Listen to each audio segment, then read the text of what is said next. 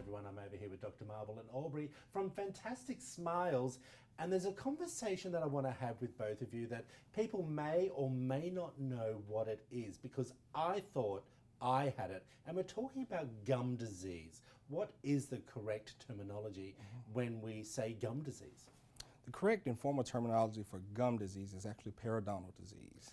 What is periodontal disease slash gum disease? In a nutshell, gum disease is when there's the loss of bone in your mouth, Yes. between your teeth, resulting from the buildup of plaque that forms calculus over time. And that happens naturally? That happens naturally when we are not up to par on maintaining our oral hygiene. And this is where you come in, Aubree. We're talking about hygiene, and you're one of the hygienists over there. Let's talk a little bit about when someone comes and sits down in that chair, and they should be having how many cleans a year? A normal healthy mouth cleaning would be twice a year. Twice, so I go 4 times. It's excessive? I actually like going to the dentist.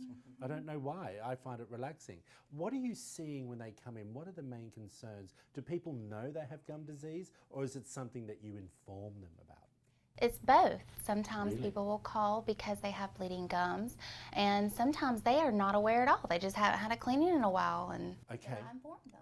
All right, now you touched on bleeding gums. Is that one of the signs that you have gum disease? What's another one that people sitting at home can go into the mirror and have a look and then give you a call?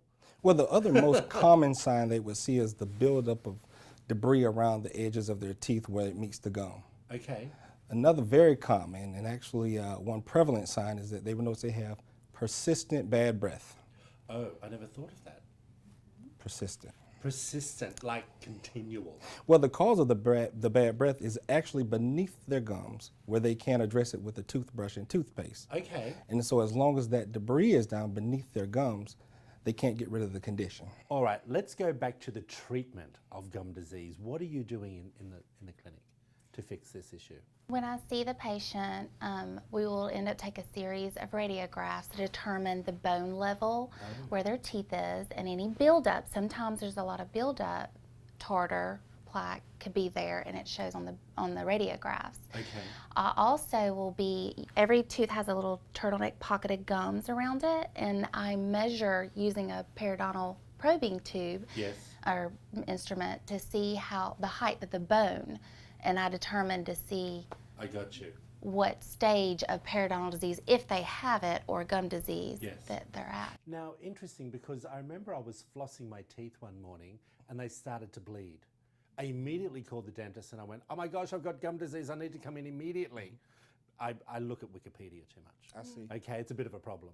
She said, Troy, you're just too excessive with the flossing. Is that what people do? Like, because when I was flossing, it didn't feel like I was flossing too hard, but my gums were bleeding. Sometimes you can traumatize a tooth when you're flossing if you're not flossing correctly. Okay. There's a correct way to floss so you're not lacerating the gums, Got you. causing trauma Okay, to so it. be gentle. Be gentle but effective. Well, I don't know whether I'm effective. That's the problem. I do want to ask you, once you've started the treatment cycle, how long before you can reverse those signs of gum disease? Well, that really depends on the patient. Really? What I tell our patients is there's about 10% that we can do and the 90% is up to the patient. What I'm referring to is them maintaining their oral health once myself or my staff removes the debris. Okay. Once we remove the debris, we place patients on a 3-month regimen rather than every 6 months. I agree. I think So that that's we great. can have continuity in their treatment and also maintaining their bone level, bone heights, and just being aware of what's going on. I'm going to throw you a curveball. Electric toothbrush or normal toothbrush? What's better? Electric toothbrush, Really? I really like it. And I love that water pick. If you don't know what a water pick is, look it up, and we'll put it all up on the screen as well. Thank you for coming in. We really appreciate it. If you want to find out more information about Dr. Marrable and Aubree, there it all is up on the screen. Everyone, Fantastic Smiles, your place to go for guess what?